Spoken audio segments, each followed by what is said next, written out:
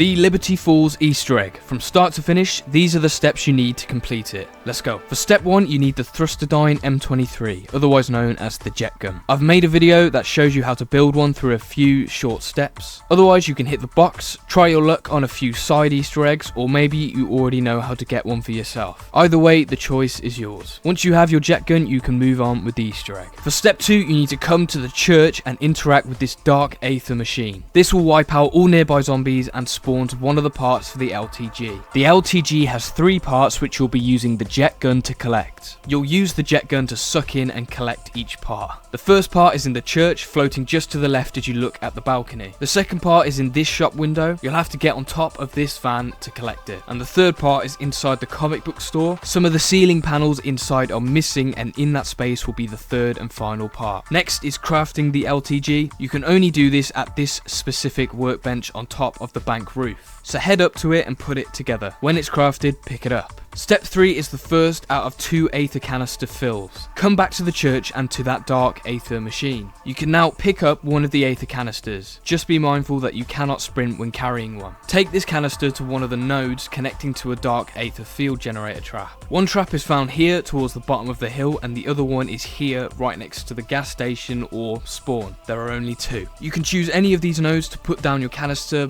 but maybe try using the ones in the most open area for your convenience. Next, you'll use your LTG to summon a special zombie. We'll be trapping this special zombie inside the canister. That's the goal. Head to one of the 2 dark aether storms. It's probably best to go to the one that's closest to your current trap, but it doesn't matter all that much. It may only mean that you'll have to travel a little bit further. When you're at one of the storms, place the LTG in its small pad underneath. A portal will open and you'll have to defend it for 60 seconds. When a zombie gets close, it will get sucked in and the portal will lose a bit of health. So you've got to defend it until it's done. When finished, a special red abomination or mangler will spawn from it. Only these can be used to fill the canister, so you can't just use any regular elite zombie. You're going to want to kill it in the same dark aether field trap as your canister. Now, this isn't super easy to do without weakening it first, so get it weak and then bring it into the field trap to finish it off. You shouldn't have much trouble doing that at all. Finally, when it's killed, it will transfer into the canister for you to pick up. Then all that's left is to bring it back to the machine in the church and put it inside. You'll have 1:30 to do so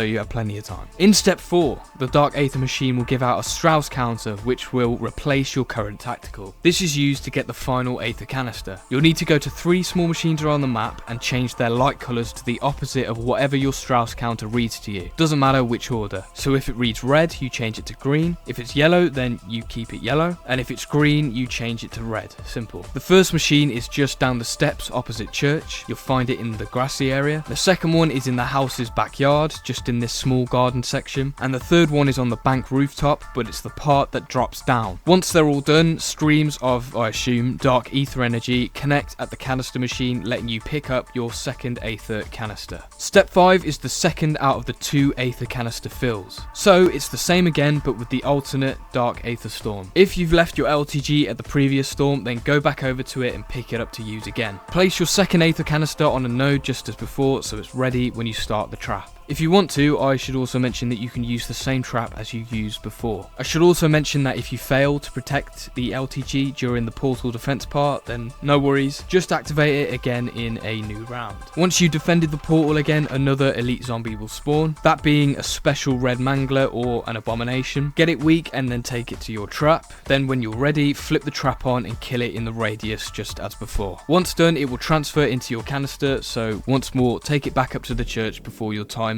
runs out. Step 6 is the final step, also known as the final encounter. Before you do this, make sure that you are well equipped. You'll be fighting in the church, which is quite a confined space. For preparation, I'd say triple pack-a-punch one of your weapons, get it to the maximum rarity, maybe get an ammo mod if you like using them. Make sure you have your perks. I'd say Juggernog and Quick Revive are quite essential here. Get at least level 2 armor to take less damage. The jet gun is incredible to use here also, so definitely consider using that. It will make make crowd control way easier. Also make sure you go in there with support equipment or a score streak. Mutant injection is a perfect use in here. If you use it at the right time, then you're going to guarantee you'll win. So what can you expect? This final encounter is just a massive horde for you to kill. You'll fight a few manglers and abominations, sometimes multiple of them at once. Zombies will be quicker in here. They'll come sprinting at you from all angles to keep moving, preferably clockwise or anti-clockwise around the church so you don't get surrounded. You can buy ammo in there and the zombies will drop regular points, so you don't need to worry about that. There are 3 waves and you'll get a max ammo or a max armor after a wave, but since you can buy ammo and zombies occasionally drop armor plates, max armors are a little bit more worth grabbing. Right, so now the plan. So the plan is pretty simple. Survive the first 2 waves with everything you've got apart from using your score streak.